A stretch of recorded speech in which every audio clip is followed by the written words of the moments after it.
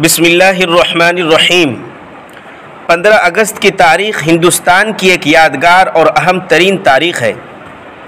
इसी तारीख़ को हमारा ये प्यारा वतन हिंदुस्तान अंग्रेज़ों की ग़ुलामी से आज़ाद हुआ और तौक़े सलासिल का सिलसिला ख़त्म हुआ। तकरीबन 200 साल तक मुसलसल क़ुरबानियों और जाफ़िशानियों के बाद आज़ादी का ये दिन देखने को नसीब हुआ। जानों का नज़ारा पेश करने और सब कुछ लुटाने के बाद हमारा ये हिंदुस्तान आज़ाद हुआ। आज जो हम किसी कदर इत्मीनान और सुकून की ज़िंदगी गुजार रहे हैं और आज़ादी के साथ जी रहे हैं, ये सब हमारे मुस्लिम अवाम और उलमा की देन है। अगर मुसलमान मैदान जंग में न कूदते और उलमा मुसलमानों के अंदर जज्बे आज़ादी को परवान न चढ़ाते तो फिर शायद कभी यह हिंदुस्तान अंग्रेज़ों की ग़ुलामी से नजात नहीं पा सकता था।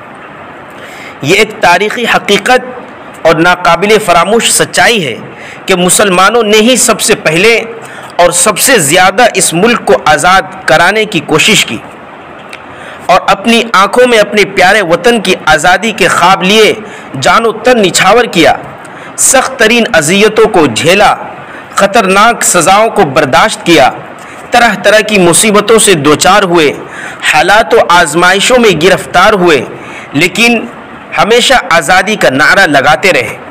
फांसी के फंदे को जुर्रत व हौसला और कमाले बहादुरी के साथ बखुशी गले लगाया। कभी मैदान से राह फरार इख्तियार नहीं की और नहीं किसी मौके पर मुल्क की मोहब्बत में कमी आने दी। 1857 ईस्वी के बाद निस्फ सदी तक अंग्रेज़ी साम्राज्य को शिकस्त देने के लिए मुसलमान तने तनहा जंग आज़ादी में ज़ोर आजमाई करते रहे और हमने ही इस राह में अपना खून इतना बहाया कि पूरी जंग आज़ादी में दूसरों ने उतना पसीना भी नहीं बहाया।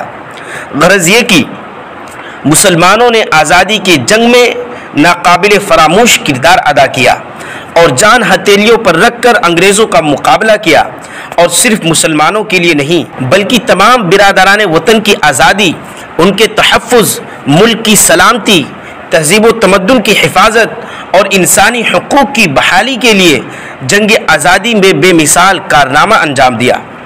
आज़ादी की ये तारीख़ बड़ी तवील भी है और दर्दनाक और कर्ब अंगेज़ भी।